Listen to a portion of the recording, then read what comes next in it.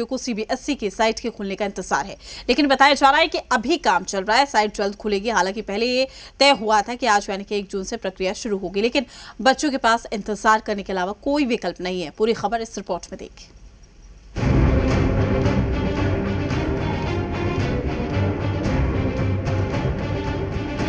भारत के इतिहास में ये पहला मौका है जब सीबीएसई अपने 12वीं के रिजल्ट को लेकर अपने ही छात्रों के सवालों के घेरे में है, वो भी इस कदर।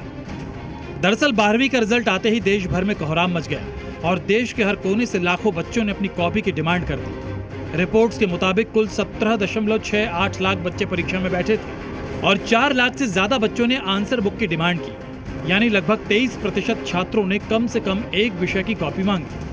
री-इवैल्यूएशन में पहले भी हजारों छात्र शामिल होते थे, लेकिन 2026 में ऑन स्क्रीन मार्किंग यानी ओएसएम विवाद के कारण संख्या रिकॉर्ड स्तर पर है। बच्चों की हताशा आसमान पर है।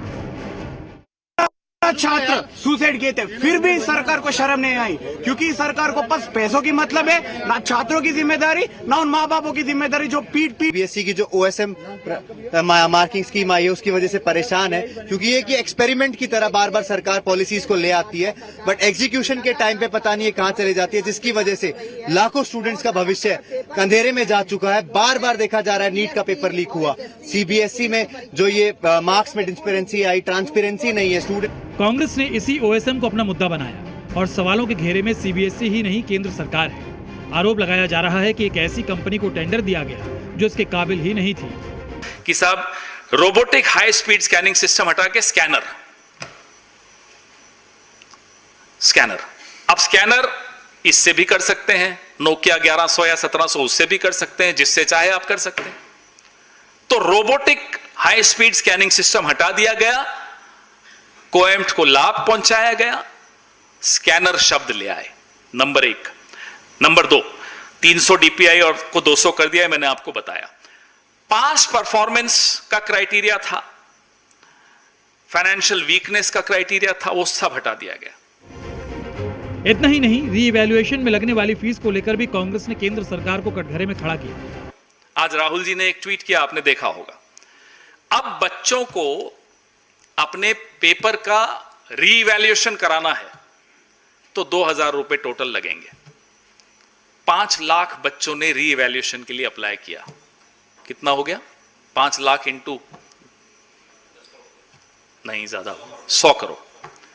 तो 100 करोड़ तो यहीं आ गया। गलती कंपनी की, भुगत रहा है बच्चा। जेब किसकी खाली हो रही है? मां बाप की। छात्रों का गुस्सा और सियासी विरोध के आगे सीबीएसई झुकती दिख रही है। सीबीएसई ने अपनी फीस में कमी का ऐलान किया है। स्कैन, कॉपी और वेरिफिकेशन के लिए 100 रुपए प्रति विषय लगेंगे। वहीं री-इवैल्यूएशन के मद्देनजर रुपए प्रति सवाल देने होंगे और अगर मार्क्स बढ़ गए तो ये पैसे भी रिफंड कर दिए जाएंगे। विवाद इतना बढ़ चुका है कि खुद शिक्षा मंत्री धर्मेंद्र प्रधान ने मामले में दखल दिया और कहा कि सरकार छात्रों के साथ है। इसके बारे में कल सीबीएसई ने अपनी जिम्मेवारी के साथ अपना उत्तर दिया है। भारत सरकार की जो प्रोक्योरमेंट पॉलिसी है उसी के तहत उन्होंने किया है। उसके ऊपर मैं आश्वस्त करता हूं, अगर ऐसे कुछ गड़बड़ी हुई होगी तो किसी को हम स्पेयर नहीं करेंगे। मैं जब खुद इस विसंगति का, इस अव्यवस्था का सरकार की ओर से दायित्व लेता हूं। लेकिन आज भी बड़ा सवाल यही है कि अचानक ऐसा फैसला क्यों और कैसे लिया गया? क्या कॉपी चेक करने का पुराना तरीका गलत था? क्या नए तरीके को पहले से अच्छी तरह से जांच परख लिया गया था? ये तमाम सवाल हम नहीं, देश के लाखों बच्चे पूछ रहे हैं। देश का भविष्य पूछ रहा है। जवाबदेही तो तय होनी ही चाहिए। ब्यूरो रिपोर्ट, जी मीडिया। सीबीएसई का री-इवैल्यूएशन